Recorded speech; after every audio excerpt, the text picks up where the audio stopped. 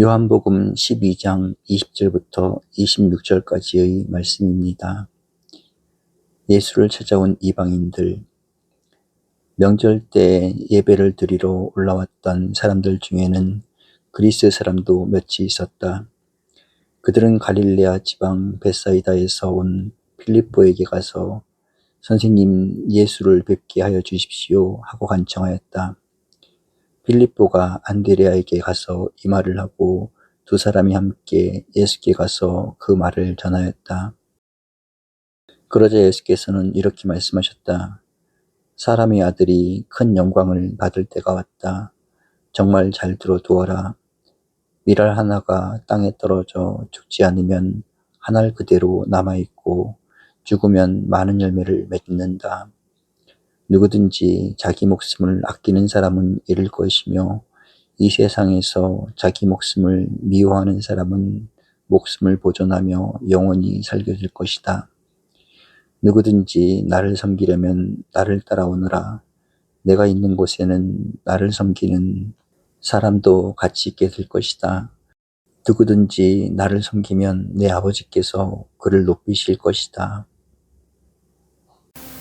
성전에 찾아왔던 그리스 힐랍 사람들 가운데 몇이 예수님의 제자인 빌립에게 와서 우리가 선생님을 좀 배우고 싶은데 또 함께 예배 드리고 싶은데 길을 터줄 수 있겠습니까? 하고 부탁했습니다.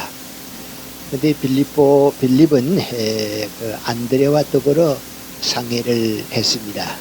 우리 갈릴리 사람도 아니고 유대 사람도 아니고 헬라 사람들이 왔는데 예수님을 선생님을 배우기 원하니까 우리가 안내해 드리는 것이 좋지 않겠느냐고. 그래서 그 헬라 사람을 예수님한테 안내해 드릴까요? 하고 물었습니다.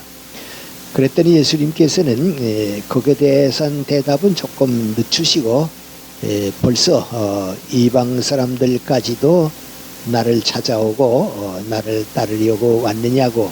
그러면 하나님의 나라가 내가 생각했던 것과 같이 이제 곧 이루어질 것이다. 그것은 이제 며칠 후에 예수님께서 십자가에 돌아가시게 되고 그것이 계기가 돼서 하늘나라가 이루어지겠는데 이스라엘 사람과 이방 사람들 모두를 위해서 하늘나라가 이루어지고 하나님께서 영광 받으실 때가 벌써 왔구나 하는 당신이 마음속에 오래 가지고 있던 그 뜻을 더 굳건히 깨닫게 됩니다. 그래서 하시는 말씀이 밀알 한 알이 땅에 떨어져서 썩어서 죽으면 많은 열매를 맺고 죽지 않으면 한 알 그대로 있다가 사라지고 만다고 하는 것과 마찬가지로 내가 이제 하느님께 영광을 위해서 나를 죽게 할 때가 죽음을 택할 때가 벌써 왔다 하는 교훈을 주십니다. 그리고 하시는 말씀이 누구든지 자기 생명을 끝까지 스스로 지키려고 아끼는 사람은 잃게 될 것이고 그 생명을 바치는 사람, 주는 사람을 그 죽어서 바치는 사람은 영원한 생명에 참여하게 될 것이다. 그렇게 말씀하신 후에 그 헬라 사람들을 내가 만나겠다고 와서 나를 따르게 되고 나와 더불어 머물게 되면 하늘나라가 그들에게도 이방인들에게도 이루어질 것이다 하는 말씀을 하십니다. 그래서 유명한 밀알 하나의 교훈이 당신의 십자가의 죽음과 연결되게 되고 오늘 우리도 한 알의 밀이 죽지 않으면 하는 예수님의 말씀을 많이 받아들이게 됩니다. 저도 중학교 다닐 때 그 일본의 가가와라고 하는 사람이 쓴 소설 가운데 그 한 알의 밀이라고 하는 제목을 보고서 물론 예수님의 교훈을 뜻한 것임을 깨닫고 사람은 어떻게 되면 한 알의 밀이 썩어서 영원한 생명과 결실을 얻는 것 같은 인생을 살게 되는가 그런 생각을 해봤습니다. 대학 일과에 있을 때 불란서의 앙드레 지이드라고 하는 사람이 쓴 소설 가운데 하늘의 밀이 죽지 않으면 하는 작품이 있습니다. 그때도 비슷한 생각을 해봤습니다. 그런데 하늘의 밀알이라고 하는 것이 예수님의 십자가 죽음과 연결되어 있기 때문에 우리 크리스천들은 이 말씀을 생각할 때 상징적인 말씀입니다마는 지각기 다른 생각을 많이 합니다. 그 지각기 다른 생각 가운데 거의 공통성을 가진 건 민고안이 극단적인 생각입니다. 다시 말하면 이것은 죽음과 순교와 연결이 되는 것이다. 그래서 하늘의 밀이 되는 것은 누구나 할 수 있는 일이 아니고 이게 순교에 해당하는 사람, 그리스도와 더불어 죽을 수 있는 사람에게서 이루어지는 것이다. 그런 생각을 지금도 많이 하고 있습니다. 그래서 이 순교자라고 하는 그 역사적인 의미가 가장 소중하게 우리 주변에서 이루어지고 있습니다. 저도 이 주기철 목사가 신사참배를 반대하고 순교당한 일이라든지 내가 고향 교회에서 몇 대 어렸을 때 모셨던 김철은 목사님이 공산 치하에서 희생당한 일을 알기 때문에 이러한 생각은 아주 대단히 좀 극화시킨 극단적인 생각으로 받아들이고 있습니다. 그리고 이 말씀을 들을 때는 누구나 다 순교를 생각하게 되고 순교자의 정신을 생각하게 됩니다. 그런데 사실 여러분이 생각해 보면 이 밀알 한 알이 죽어서 더 많은 열매를 맺어야 한다 하는 것은 지극히 자연스러운 얘기라고 봅니다. 또 그렇게 되지 않으면 안 되는 것이 자연의 현실입니다. 몇 해 전입니다. 꽤 여러 해 됐는지는 모르겠습니다만은 경주에서 그 왕릉이죠. 그래서 여러 가지 물건들이 나왔는데 거기에 그 밀봉한 단지 속에서 벼쌀알이 나왔다고 하는 걸 봤습니다. 그것은 옛날부터 우리나라 사람들이 벼농사를 지었던 것 같고 내세에 가서도 벼농사를 지어 먹는다 해서 아마 그 벼알을 넣었던 모양입니다. 근데 뚜껑을 열어보니까 다 산화돼서 이제 말라 없어지고 말았다 그런 얘기입니다. 내가 쇼팽하우어의 그 책을 읽을 때는 또 조금 다른 얘기가 나옵니다. 에집트의 오랜 무덤 속에서 밀봉한 단지가 나왔는데 그 단지에는 밀알들이 들어가 있었습니다. 그러니까 그 사람들이 옛날부터 밀농사를 지어 먹었기 때문에 내세에 가서도 그 밀종자로 쓰라고 넣겠습니다. 그 밀알을 런던의 그 과학자들이 가지고 영국의 과학자들이 가지고 갔습니다. 가서 이젠 다 말라서 산화돼서 이젠 죽었을 것이다 하고 했는데 그걸 이제 화분에다가 이렇게 심어놓고 보니까 거의 말랐는데 그 가운데 밀알 속에서 우미 트기 시작했고 그 싹시 나왔다. 그런 그 글이 쇼팽하우어의 글 가운데 있습니다. 그때도 제가 생각하기에는 그래 밀알은 언젠가 생명이 있을 때 죽어야 합니다. 그래야 많은 열매를 맺게 돼 있습니다. 근데 생명이 이미 사라졌을 때 내가 나 자신을 지키기 위해서 오랜 세월이 지나서 사라진 다음에는 의미가 없습니다. 그러니까 이 하늘의 밀알이 죽어야 썩어서 죽어야 한다 하는 말씀은 순교자를 생각할 만큼 극한적인 생각도 있지만은 또 이건 사실 평범한 사실입니다. 평범하게 우리 생활 속에서 곡식이 더 많은 열매를 맺기 위해서는 땅에 들어가서 썩어야 하는 것과 같이 우리 크리스천들은 이걸 너무 극한적인 생각을 하지 말고 평범성 속에서 평범한 상식 속에서도 받아들이는 것이 좋다고 하는 생각을 해보고 싶습니다. 그런데 우리는 어떻게 그렇지 않습니다. 뭔가 이제 극한까지 가야 극한적인 것만이 그 생각의 대상이 되는 때가 아주 많습니다. 강연을 해도 그렇습니다. 조용한 진리의 말씀은 누구도 받아들이지 않습니다. 오히려 좀 이렇게 극한적인 걸 써야 그럴듯하게 받아들입니다. 또 요새 그 책을 써도 그렇습니다. 아주 뭐 이렇게 자극적이고 그렇지 않으면 받아들이지 않습니다. 사상도 그렇습니다. 그저 웃는 얘기를 자주 얘기합니다만은 전 이딴만큼 그 안병옥 선생이나 김태길 선생하고 얘기할 때 이젠 우리가 글 쓰는 때는 지나서 그립니다. 왜냐하면 우리가 쓰는 글들은 물입니다. 그러니까 요새 젊은 사람들이 물 마시지 않습니다. 콜라를 마시든지 사이다를 마시든지 뭐 소주를 마시든지 그래야 거의 마신 것 같지 맹물이야 그 뭐 때문에 마시나 그렇습니다. 그래도 그 모든 것이 맹물에서 나왔다고 하는 생각은 하지 않습니다.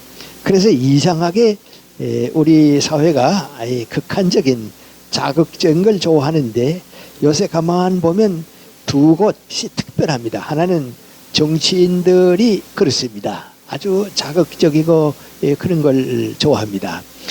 지금 우리 목사님과 함께 기도 드릴 때 새해의 희망을 생각해 보았는데 좀 우리가 그런 생각을 해봅니다. 우리 민족 앞에 2005년이라고 하는 시간의 빈 그릇이 놓여져 있습니다. 그 시간의 빈 그릇 속에 정치가들도 사상가들도 교육자들도 무엇인가를 채워가야 합니다. 그 채워가는 것이 우리 국민들의 희망이고 행복이고 자유고 소망스러운 것입니다. 그런데 그 시간의 빈 그릇 속에 무엇을 채워야 하느냐 하는데 지혜로운 사람들은 다 생각을 해봅니다. 이 그릇 속에 무엇을 채워야 할까 하는 생각을 하는데 제일 열심히 뛰어들어서 이것을 채워야 한다고 하는 사람들이 있습니다. 좀 솔직히 말씀드리면 요새 우리 주변에 나오는 386 세대 정치가들이 제일 열심히 앞장섭니다. 이걸 채우지 않으면 안 된다고 자꾸 이제 그럽니다. 그 사람들이 하는 얘기를 가만 들어보면 상당히 그 자극적이고 놀라운 것이고 또 어떤 때는 옛날 그 막스가 준 것 같은 걸 자꾸 채우려고 합니다. 그런데 사실 그걸 채워야 하겠는가 할 때 우리는 어려움을 많이 겪습니다. 자극적이 아닌 거, 좀 더 조용한 거, 좀 더 편안한 것도 채워야 합니다. 그래서 제가 전에도 말씀드립니다마는 개선과 개혁과 혁명이 있는데 행복한 사회는 개선하는 사회입니다.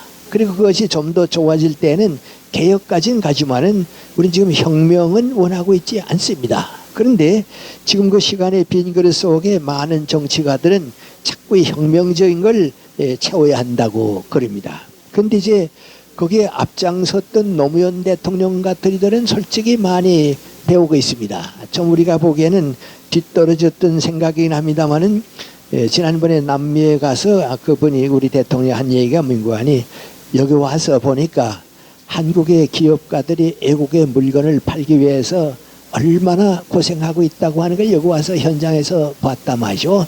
그리고 뭐라기는 거 하니 그 사람들의 애국심이 우리 경제를 살려주었다 그랬습니다. 그런데 솔직히 말씀드리건 떼내진 고백입니다. 저 같은 사람도 알고 있는 것을 우리 대통령이 이제 와서 깨달았다고 하게 되면 그건 너무 때가 늦긴 했습니다. 그런데 아직도 우리 대통령을 보조하는 사람들이 그런 생각을 가지고 있습니다. 이제 그런 사람들이 2005년이라고 하는 시간의 빈 그릇 속에 그걸 넣어야 한다 자꾸 그러니까 오히려 국민들은 그것이 불행을 가져오지 않는가 말이죠.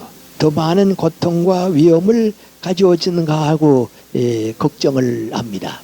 또 우리 기독교계가 특별히 그렇습니다. 바울 선생도 그랬습니다.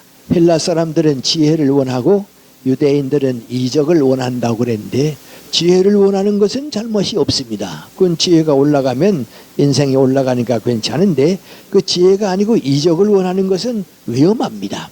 그건 뭔가 하니 종교가 세상 사람들보다도 극단의 것을 원하기 때문에 위험한 때가 많이 있습니다. 그래서 우리 지금 주변에 일어나는 종교인들이 가지고 있는 걸 세상 사람들이 볼 때 대단히 걱정하고 있습니다. 이상하다고 이제 그럽니다. 우스운 얘기 하나를 말씀드릴까요? 어떤 외국에서 온 학생이 기독교에 대해서 지금 믿긴 믿어야겠는데 해를 좀 많이 느끼고 있습니다. 서울 한 곳에 갔더니 어떤 사람이 큰 소리로 예수 믿고 천당 가라고 믿지 않으면 지옥 간다고 하나님 믿으라고 이제 그럽니다. 그래서 따라가다가서 뭐라고 물어봤는 거 아니 당신 하나님을 봤느냐 그랬습니다. 그랬더니 못 봤다고 그랬습니다. 그럼 예수님은 봤느냐고 그랬더니 믿기만 하면 된다고 말이죠.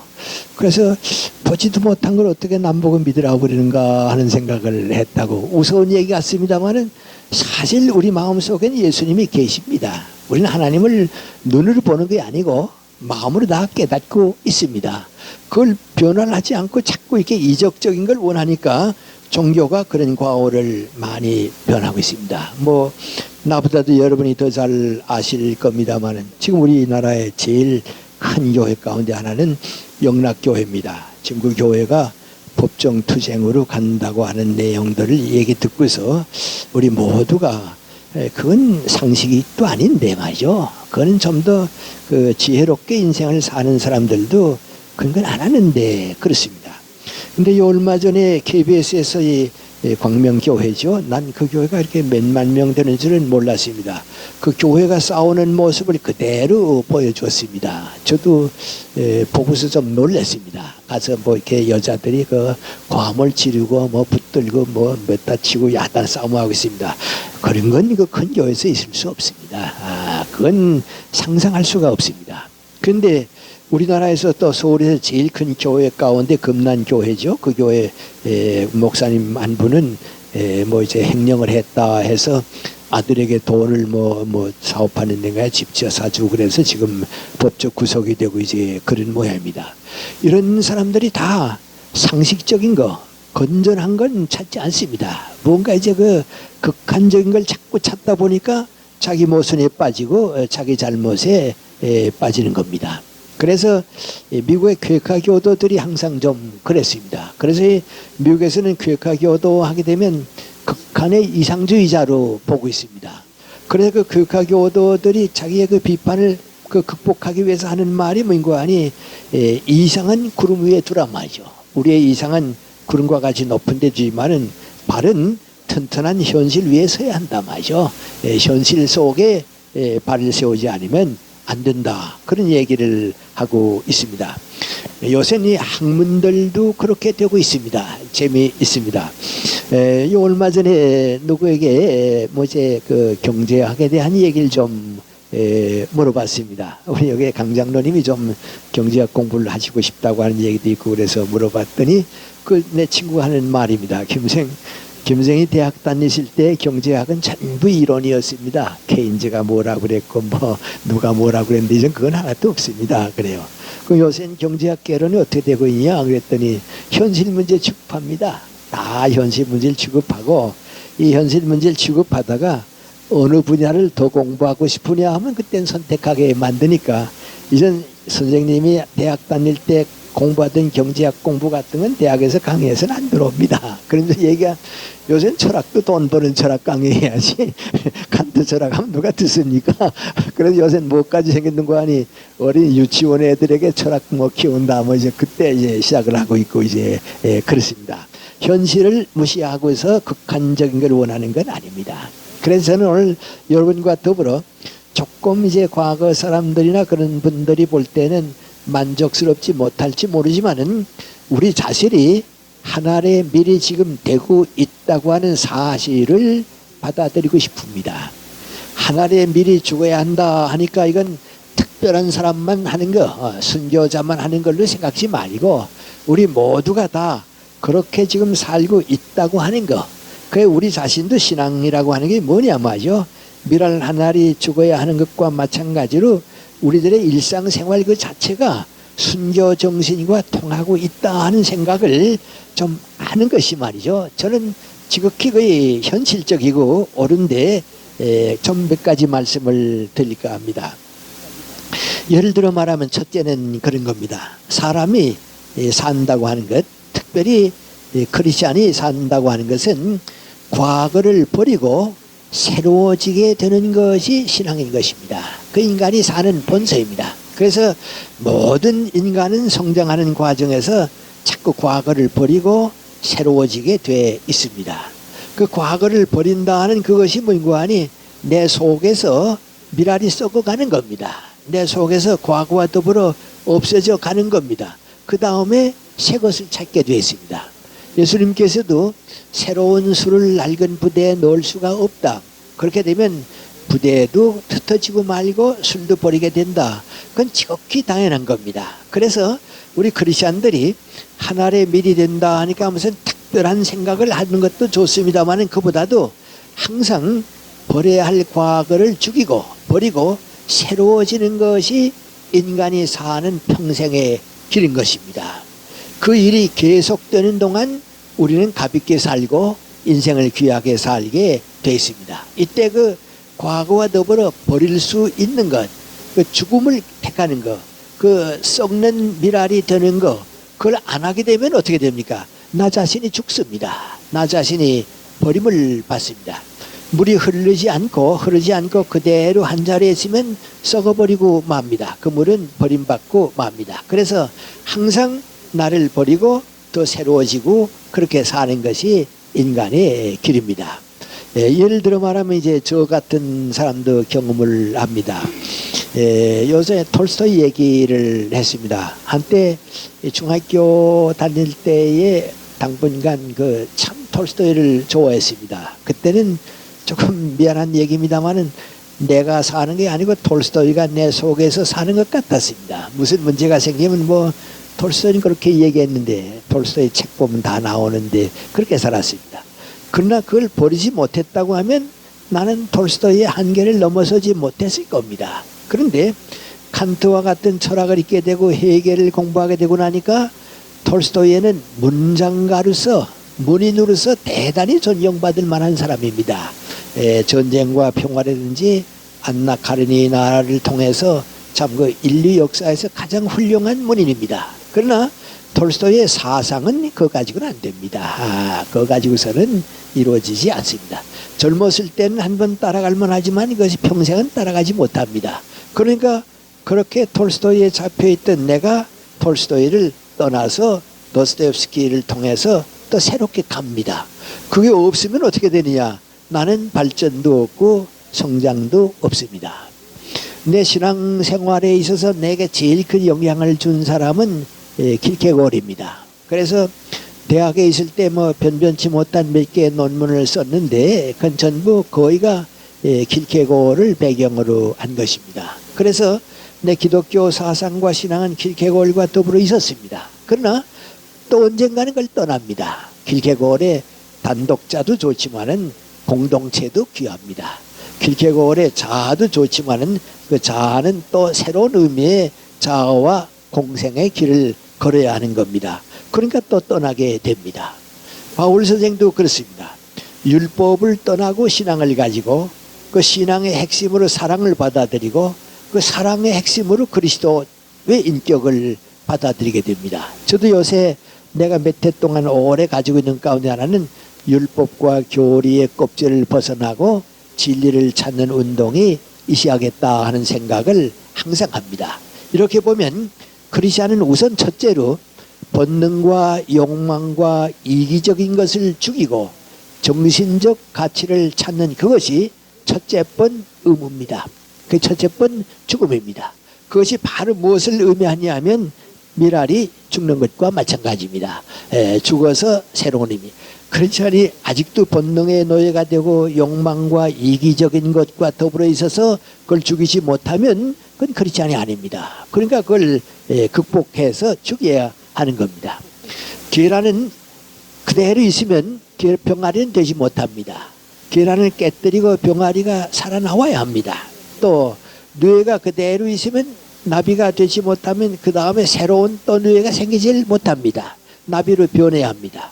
마찬가지로 사람도 항상 본래적인 것, 고정관념에서 자꾸 껍질을 벗기고 창조적인 진리로 가야 합니다. 그걸 못하게 되면 또 그걸 못하는 사람이 지도자가 되게 되면 그 못하는 사람이 목사가 되고 신부가 되게 되면 기독교는 죽지 못합니다. 죽어야 새로운 탄생이 생기는 겁니다. 난 조선일보를 보기 때문에 그저 글로 짐작합니다만 조선일보에서 아마 이번에 주로 중고등학교겠죠. 초등학교도 포함되는지는 모르겠습니다. 중고등학교 교사들을 이제 모집해 가지고 중국 여행을 쭉 좀 시킨 모양입니다. 그래서 이제 상하이도 가보고 이제 중국 가보고서 전부 거기에 갔던 사람들이 깜짝 놀랍니다. 중국이 이렇게 달라지고 있구나 말이죠. 이전 중국과 경쟁을 해서 앞섰던 우리가 뒤지게 된다고 하는데 정말 그 경제적인 그 건설에 놀라움을 느낍니다. 그 다음에 이제 전교조 사람들도 거기 좀 가본다고 하게 되면 뭐 느끼는 거 아니? 중국은 평준화를 없이 하고 있습니다.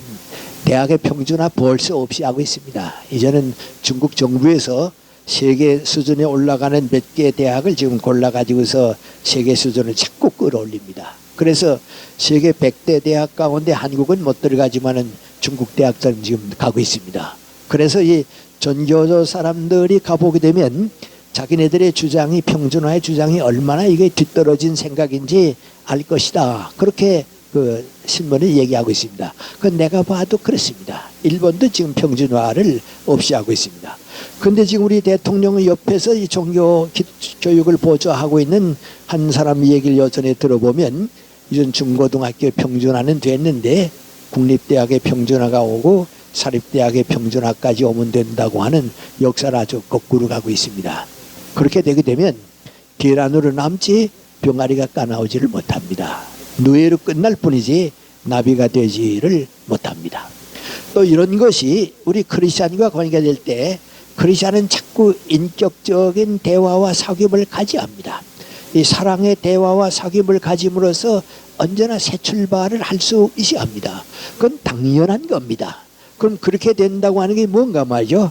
항상 과거를 죽이는 겁니다. 과거를 죽이고 새로운 미래를 창조해 가는 것입니다. 이렇게 본다고 하면 한 알에 미리 죽어야 많은 생미를 얻을 수 있다고 하는 말씀은 꼭 순교자를 가리키는 건 아닙니다. 몇 사람에게 특별한 건 아닙니다. 다 우리 겁니다.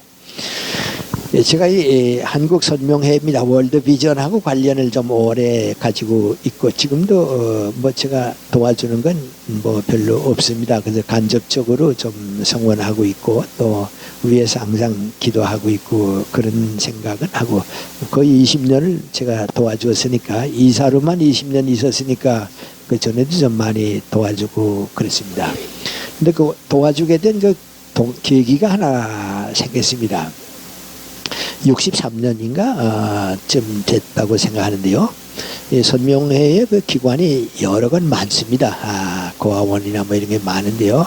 그 기관의 책임자들과 본부 직원들이 다 모이면 120, 30명이 모입니다. 그래서 이제 여름에 한 번씩 수양회를 하는데 그때서 화진포 김일성의 별장도 있고 이승만 대통령의 별장도 있고 그럼 지금 아마 물론 38선 이북당이었습니다.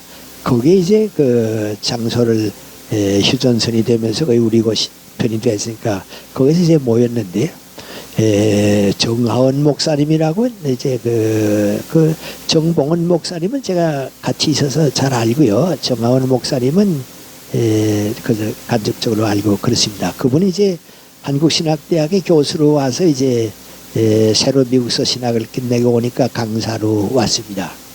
그분이 거기에 있는 사람들하고서 이제 무슨 얘기를 하다가 김은국 씨가 쓴 그 순교자라고 하는 내용을 꺼내면서 그 김은국 씨의 순교자를 읽어보게 되면 순교자가 사실 순교자인지 알 수가 없단 말이죠. 그 순교자에 나오는 신목사라고 하는 사람은 하나님 거부했다고 그리고도 교인들 위해서 이제 했는데 그런 사람도 순교자라고 하게 되면 그 순교자가 새로이 의미가 돼야 한다. 아마 뭐 그런 얘기를 좀 이렇게 그 솔직히 얘기한 모양입니다. 그랬더니 거기에 나온 사람들이 그만 들고 나섰습니다. 그러면 누가 순교자냐 말이죠. 나는 우리 뭐 목사님이 순교자다 다 믿고 있는데 그랬냐 말이죠. 그래서 이제 그 신앙 집회가 그만 이렇게 좀 이상하게 이제 그 혼란스럽게 됐습니다. 이제 그 와중에 내가 이제 다음 차례를 맡아서 갔습니다. 가서 이제 뭐 지금 무슨 얘기를 정확히 했는지는 모릅니다만은 순교자의 뜻은 그런 건 아니라고 말이죠. 그렇게만 해서 몇 사람은 순교자고 우리는 딴 사람이고 그렇게 생각하면 안 된다. 이제 그런 얘기를 해서 어떻게 그 혼란스러웠더니 좀 안정이 됐습니다. 그래서 그 다음 월드 비전에서 그 여름방학에 수양회만 되면 이제 나보고 와달라 그래서 참 제일 오래 좀 도와드리고 그랬습니다. 그때 내가 가만 생각해 보면 다들 순교자는 따로 있고 나는 아니라고 생각합니다. 그건 누가 순교자고 누가 순교자고 누구는 순교자지만 난 아니라고 자꾸 생각합니다. 그건 예수님의 뜻이 아닙니다. 우리 모두가 순교자의 정신을 가지고 하루하루를 살고 있습니다. 그 가운데 하나가 뭔가하니 그리스도를 위해서 항상 버릴 걸 버리면서 사는 겁니다.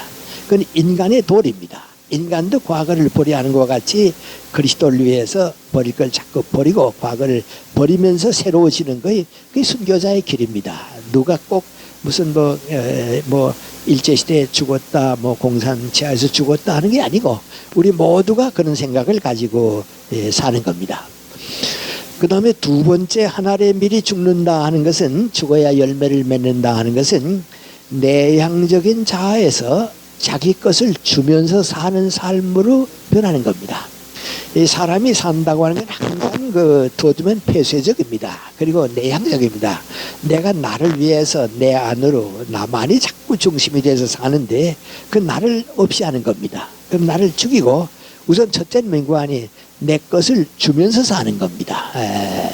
내가 가지려고 하지 말고 내 것을 주면서 사는 것입니다.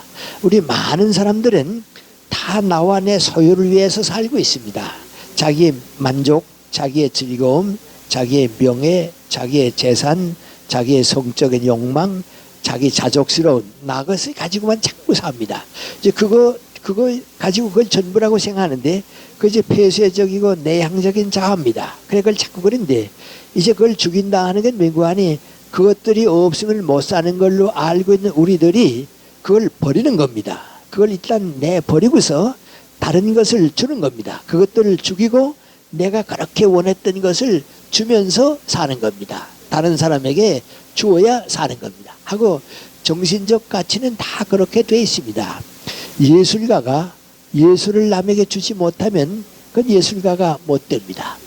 학자가 진리와 학문을 주지 못하면 학자가 되지를 못합니다. 도덕적인 가치를 주지 못하면 윤리적인 스승으로 남지를 못합니다.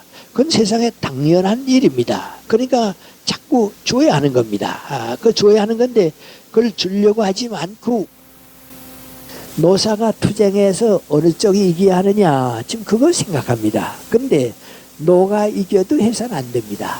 사가 이겨도 해서는 안 됩니다. 노사는 합해서 더 좋은 기업체를 만들어서 우리 사회에 줘야 하는 겁니다.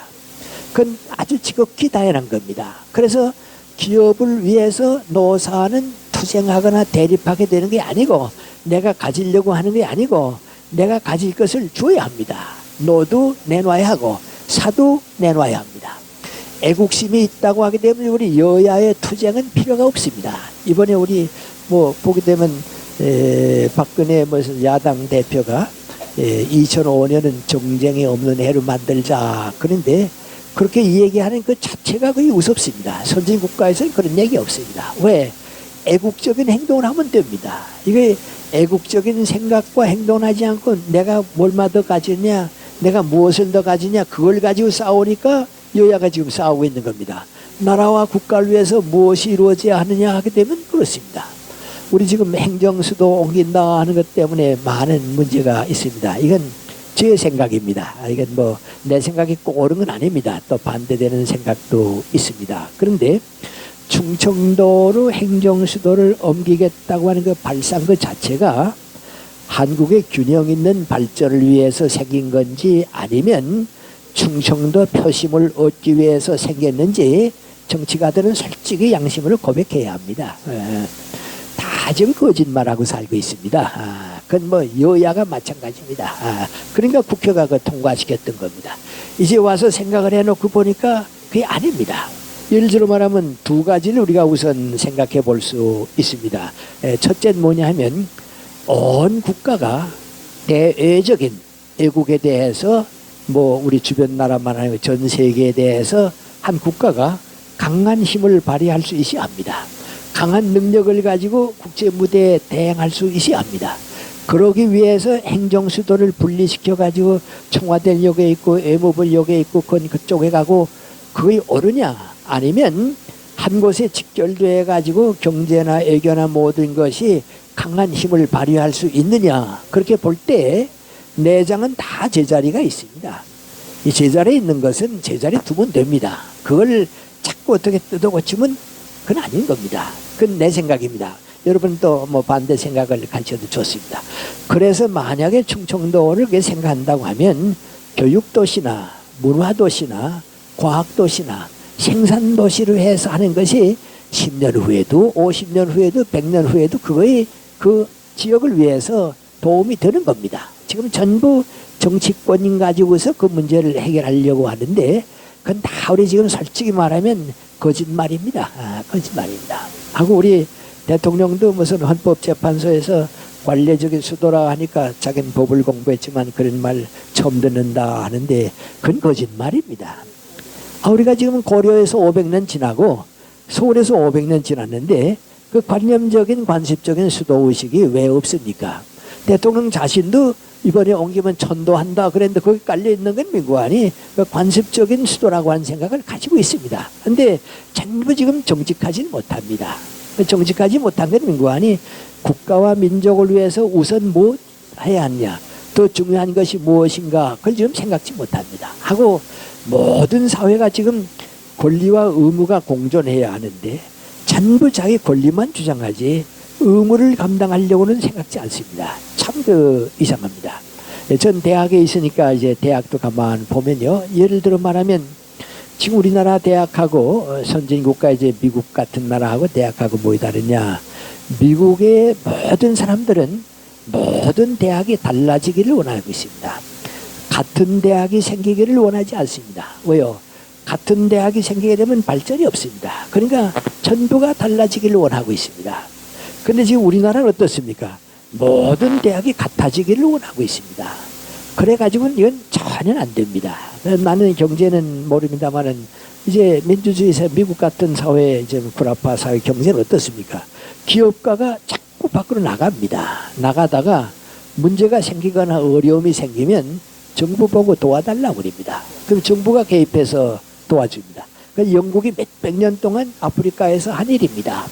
그 기업이 먼저 나가고 혹은 그 기업가가 먼저 나가고 정부는 뒤에서 도와줍니다. 일본은 어떻습니까? 정부와 기업이 함께 갑니다. 정부도 교환하고 기업은 정부에게 정부는 교환해 갑니다. 근데 우리는 어떻습니까? 우리는 지금 뒤에서 자꾸 끌어당기고 있습니다. 규제하고 있습니다. 근데 그 규제를 노무현 대통령 들어와서 더 하려고 하는 겁니다. 그러니까 기업가들이 그만 일을 못합니다. 어떻게? 그냥 규제 없는 사회를 자꾸 갈 수밖에 없습니다. 지금 우리나라에도 지금 제일 모순인데 민구안이 애국 투자를 받기 위해서 애국 기업에는 또 혜택을 주고 우리 기업은 또 혜택을 안 줍니다. 같이 안 해줍니다. 그건 왜 그러냐 하면 우리나라 기업이 잘하는 게 밉다고 봅니다. 참 이상합니다. 그 서울대학을 미워하는 거나요? 삼성그룹을 미워하는 거나요? 그런 생각은 나고 어디서 왔는지 모릅니다. 그래서 배 아픈 건 참는데 배고픈 건 못 참는다고 하는 말이 우리나라에 나오는데요. 이게 전부 권리와 의무의 잘못입니다. 아까 대학 얘기로 돌아갔습니다만은 저 연세대학교 경우도 그렇습니다. 우리 연세대학교가 이제 뭐 요새는 이제 교수들이 추천한 총장이 이제 나오고 그렇습니다. 이제 그렇게 되게 되면 졸업한 동문들은 또 못 나옵니다. 또 교수 가운데 총장 나오려고 하게 되면 63세만 되게 되면 어떻게 됩니까? 이 사람이 2년밖에 총장도 못할 테니까 못 나옵니다. 자꾸 규제합니다. 근데 미국 같은 데는 어떻습니까? 그런 규제가 없습니다. 그건 어떻게 없습니다. 나는 내가 이제 그저 하나 예를 들기 위해서 하는 얘기인데, 그러면 연세대학교가 왜 그런 규제를 스스로 만들어야 하느냐? 이 사회가 총장을 잘못 뽑고 됐습니다. 예를 들어 말하면 목사 아니면 안 된다는 생각 말이죠. 최소한 장로는 돼야 안 되는 생각. 그럼 그 이사를 만든 사람이 누굽니까? 전부 교단 대표들, 선교 대표가 왔으니까 그렇습니다. 그렇게 하니까 교수들이 들고 나옵니다. 뭐 장로 아니면 어떠냐 말이죠. 목사 아니면 어떠냐 말이죠. 연세대학교에 도움되면 해야 하지 않느냐. 자꾸 들고 나오게 되었습니다. 근데 그게 연세대학교, 이건 내 개인의 생각, 이 사회가 잘못입니다. 예를 들어 말하면 하버드 대학에서 총장 뽑는 거 어떻게 하는지 아십니까? 교수들이 추천하는 거 전혀 없습니다. 이 사회에서 다 합니다. 이 사회에서 다 하는데 2년 전부터 후원회가 생깁니다. 추천위원회가 생깁니다. 그래서 모든 동문들한테 다 편지 보냅니다. 이번 총장이 유임하지 않게 됐는데 후보자가 없냐고 다 보냅니다. 그리고 또 사회 유지들한테도 다 동문들한테 보냅니다. 전부 그걸 수습하게 되면 몇십 명이 나옵니다. 거기서 이제 하나하나 나옵니다. 거기서 몇 사람의 대표가 나옵니다. 나오게 되면 그때는 이사들이 어떻게 합니까? 전부 개인적으로 가서 면담을 합니다. 학교 캠퍼스 이미지는 어떻게 하려고 생각하느냐 말이죠. 의과대학의 발전을 어떻게 하려고 생각하느냐 말이죠. 이런 문제에 대해서는 어떻게 하냐. 전부 이사가 가서 만나봅니다. 그 다음에 거기에서 뽑습니다. 그러니까 어느 교수고 누구 얘기가 없습니다. 그건 이사회가 하게 되면 그걸로 뭐 완벽하지 없습니다. 근데 우린 거의 없습니다. 권리 행사만 하니까 다들 반대할 수밖에 없습니다. 참 뭔가 우리 사회가 병들었습니다. 그 병들었는 게 민구안이 내향적인 자아입니다. 내 것을 주려고 하는 생각을 안 합니다. 지금도 모든 세상에 다 그거 가지고 싸우고 있습니다. 뭐 이렇게 그러니까 상식이 되지 못합니다. 합리적이 되지 못합니다. 우리 지금 아마 그분도 나이 많아서 은퇴했을 것입니다. 상명 중고등학교 교장이 있는데요. 중앙학교 출신입니다. 그분이 이제 있을 때 뭐 선생님들한테 얘기를 좀 해달라 그래서 이제 몇 번 갔는데요. 가면 그 교장실에다가 이제 그 인천 선생의 이제 그 희호를 받아두고 있어요. 인천 선생님 뭐 글씨가 썩 좋진 않습니다. 근데 이제 자기가 원을 받았는데 그 받은 게 민구안이 공선사후입니다. 공이 먼저고 사는 나는 다음이다. 그러니까 학교 일하든지 나라 일하든지 뭐 하든지 공공한 게 먼저고 나는 후에다 그겁니다. 근데 그분은 그걸 아주 뭐 신조로 믿고 있습니다. 그래서 당신이 내가 학교 일할 때 뭐 하든지 민구안이 공이 먼저고 산 후다. 그러면서 나보고 하는 말이 민구안이 선생님 이건 우리 재단입니다. 나 교장 하려면 더 합니다. 그런데 인천 선생이 공선사후라고 하는 걸 써놓고 가만 보니까 너 더 하지 말아라 하는 말이 돼서 나 이번 65세 일단은 내놓을랍니다. 그리고 공선사후를 지킬랍니다. 그렇습니다. 그런데 모든 지금 정치가들과 우리 수비는 어떻습니까? 공선사후가 아닙니다. 사선공후입니다. 나 먼저고 공고한 후입니다. 그건 상식에 어긋나는 겁니다. 합리성에 어긋나는 겁니다. 그래서 지금 우리가 싸우는 걸 가만 보게 되면요. 전부 상식에 맞지 않습니다. 합리적인 게 아닙니다. 그거 지키지 않는 겁니다. 밀알 하나는 땅에 떨어져서 썩어서 열매를 맺는다 하는 건 자연의 순리입니다. 자연의 법칙입니다. 그렇게 안 되면 안 됩니다. 아까 그 에집트에서 밀알이 나왔다고 그랬는데 그 밀알이 땅에 들어가 썩었으면 많은 열매 벌써 맺었을 겁니다. 그걸 내내 지키니까 그만 자기가 죽어버리고 마는 겁니다. 이걸 지키자고 하는 겁니다. 그렇게 보게 되면 우리 크리스찬이라고 하는 게 뭐냐 말이죠. 큰 교회가 저렇게 싸우는 게 아닙니다. 내 편, 원로 목사 편, 후임 목사 편, 저거 아닙니다. 전부 지금 민구안이 자기 것을 썩히질 못해서 그렇습니다. 내 주장, 내 길 때문에 그렇습니다. 이거 대단히 미안하지만 우리 연세대학교에서 좀 하는 얘기가 있습니다. 영락교회가 조용하려고 하면 우리 연세대학교 아무 교수가 장로를 안 해야 돼. 그럽니다. 하도 많이 얘기하니까 그래서 나도 난 뭐 그 교수 모릅니다. 왜 그러냐 하게 되면 이 교수는 세상 법칙을 그대로 이용하니까 장로 운동하고 뭐 이제 그럽니다. 그리고 당신 뜻대로 안 되니까 민구안이 영락교회가 잘 되려고 하면 그 연세대학교 아무 교수가 장로 끝내야 돼. 그런 말 하는데요. 그게 아닙니다. 이게 사실 이게 우리가 지금 안 썩으려고 그런 것만 자꾸 하죠. 권리만 주장하지 의무는 안 합니다. 근데 이상한 건 의무를 감당 안 하는 사람이 또 권리를 자꾸 주장합니다. 그건 옳지 않습니다. 우리가 그렇게 살면 안 됩니다. 우리 유진호 선생이 고려대학 총장을 쭉 있고요. 그분이 대단히 뭐 합리적이고 이제 머리 좋은 분이고 그러지 않습니까? 이게 정치계에 안 나와야 하는 건데 그만 이게 정치계에 나왔습니다. 그래서 이제 당신 나름대로 이제 그 야당 총재가 되고서 이제 하다가 그만 이거 충격을 받아서 뇌졸중 일으키고 그 때문에 그만 폐인이 되고요. 일찍 세상을 떠났습니다. 근데 그 유진호 씨가 이제 그렇게 된 걸 이제 내용을 아는 애는 다 아는데요. 유진호 씨가 야당 총재를 추대를 받아가지고 와서 일을 하는데요. 그때 야당의 실권자는 또 달랐습니다. 이 실권자는 우리나라 정치사에서 제일 수단 방법을 잘 쓰는 사람입니다. 그래서 신문에도 항상 뭐라 이런 거 아니 그 사람은 밤에는 여당이고 낮에는 야당이라고 그랬습니다. 밤에는 다 뭐 이제 그 야당 부시라고, 낮에 가면 또 여당하고, 또 여당에서 또 돈 받아 쓰고 그런 사람입니다. 그래서 그만 다 그 사람하고 약속하고 믿었다가 그만 그 사람이 그만 뒤트는 바람에 유진호 씨가 충격을 받았습니다. 그래서 그만 그 뭐 혈압이 높아가지고서 폐인이 되고 그랬는데요. 그렇게 되면 안 됩니다. 우린 그거 다 버려야 합니다. 그건 당연한 겁니다. 당연하다고 하는 건 미랄이 썩어서 열매를 맺는 것은 옳습니다. 그런데 이제 우리 교회 안에서, 우리 크리스찬으로서 예수님께서 그런 말씀하는 건 무엇을 그 말씀하시는가? 마지막까지는 맹구하니 의식적으로라고 하는 거죠. 이게 뭐 우리 삶 자체를 나 자신에게 가질 때 맹구하니 미랄이 썩는다 하는 것은 나 자신을 주면서 살라고 하는 겁니다. 나 자신을 항상 주면서 살란 말이죠. 그걸 주면서 사는 것이 크리스찬의 올바른 길입니다. 크리스찬은 그렇게 살 수밖에 없습니다. 그래서 나 자신을 주면서 살아란 말이죠. 모든 사람들은 자기 자유 때문에, 자기 이기심 때문에 살고 있습니다. 내 신체는 죽는다 하는 거, 언젠간 죽음이 온다 하는 걸 알면서도 정신적으로는 영원히 살 것 같이 자꾸 자기를 살리고 자기를 끝까지 살찌게 하려고 하고 자기를 보존하려고 하는데, 크리스찬은 그렇게 살지는 말아라 말이요. 크리스찬은 언제나 나 자신을 죽이는 기분을 가지고 나 자신을 그 주는 삶을 하라 그겁니다.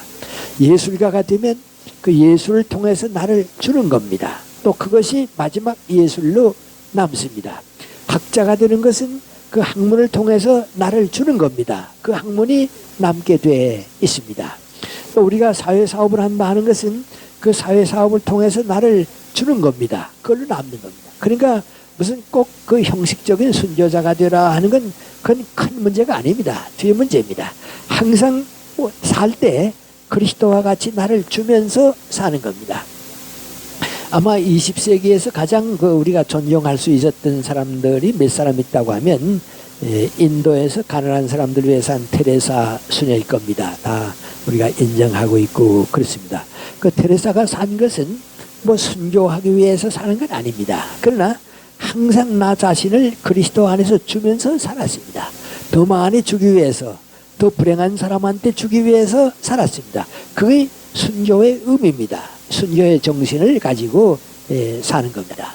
알베르트 슈바이처 박사 같은 이도 그렇게 살았습니다. 항상 나 자신을 불행한 사람들에게, 가난한 사람들에게, 어려운 사람들에게 주면서 살았습니다. 그런데 그렇게 사는 것은 애국심이 있는 사람은 나라를 위해 살게 돼 있고요.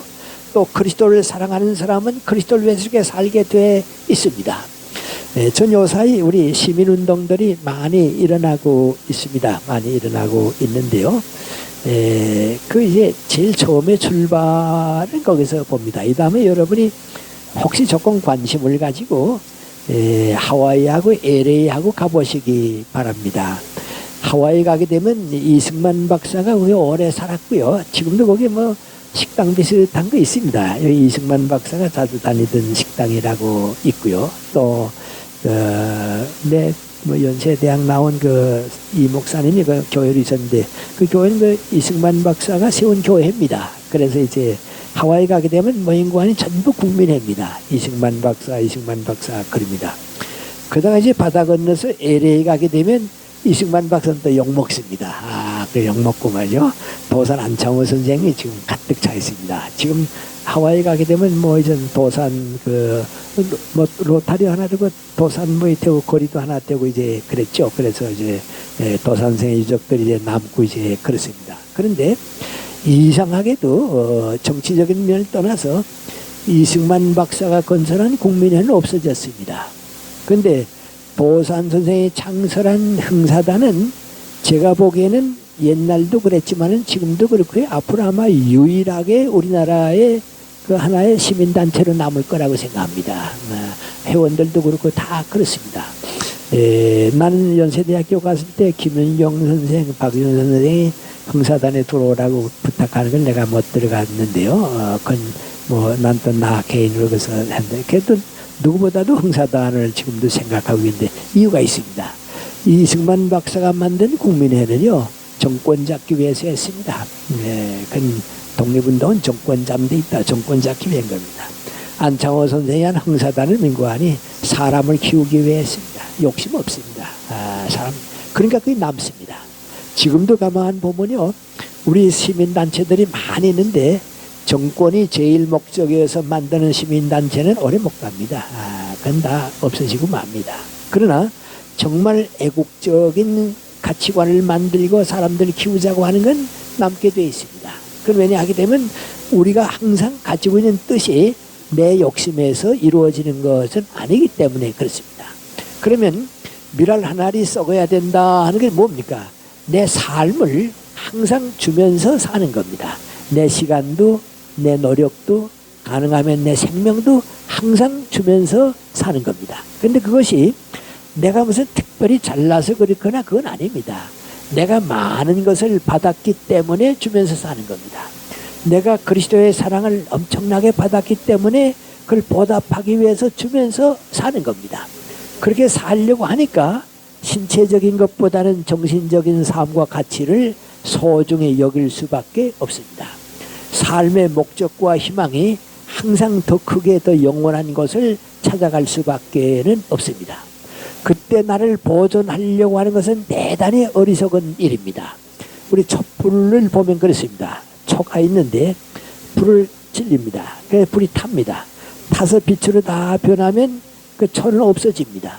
그 만약에 타고 싶지 않아서 그냥 둬둔다고 하면 그건 초는 필요가 없습니다. 예수님께서 소금이다 하고 누룩이다 하는 말씀을 많이 했는데 소금이 거의 자기가 없어져야지 그대로 남아있으면 의미가 없습니다. 누룩도 독립돼 남아있으면 의미가 없습니다. 이제 그걸 주는 겁니다. 그것이 순교의 의미입니다. 진리를 위해서 사는 것이고 그리스도를 위해서 사는 것이고 하늘나라를 위해서 사는 것입니다. 그렇기 때문에 그런 사람들은 예수님의 고통에도 동참하게 되고 예수님의 고뇌에도 동참하게 되고 진리와 더불어 희망과 더불어 모든 사람들의 참다운 삶을 위해서 우리 자신을 주면서 사는 것, 그건 당연한 희생입니다.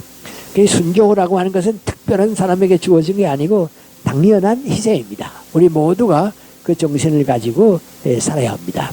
역사가들이 다 조사한 거 보게 되면 예수님의 제자 가운데 7사람이 순교당한 것으로 되어 있습니다. 제일 의심 많은 유다도 인도에 와서 순교당한 것으로 되어 있습니다. 그것은 내 목숨을 바쳤다고 하는 내 삶과 인간 전체를 바친 건데 그리스도의 뜻을 따라서 우리가 썩어가는 미랄과 같이 나를 주면서 사는 것, 무엇이든지 가능한 대로 주면서 사는 그것이 하나의 미리 되는 것입니다.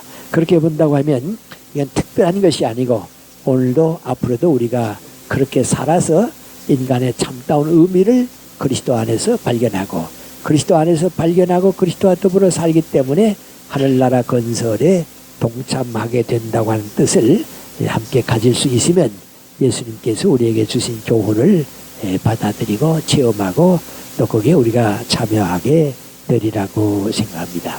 기도드리겠습니다. 주님께서는 우리들을 위해서 죽어가는 하나의 밀이 되셨습니다. 그것이 긴 역사를 통해서 오늘 저희들에게까지 왔습니다. 그리고 역사에 하늘나라와 더불어 우리 주님의 뜻과 더불어 남는 모든 아름다운 영원한 삶은 주님과 더불어 함께 남도록 되어 있습니다.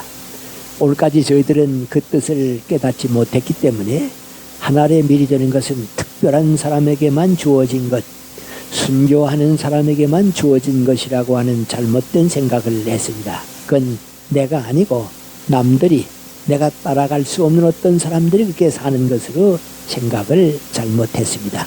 그러나 모든 미랄은 자연스러이 땅에 떨어져서 죽습니다. 그리고 더 많은 열매를 맺습니다.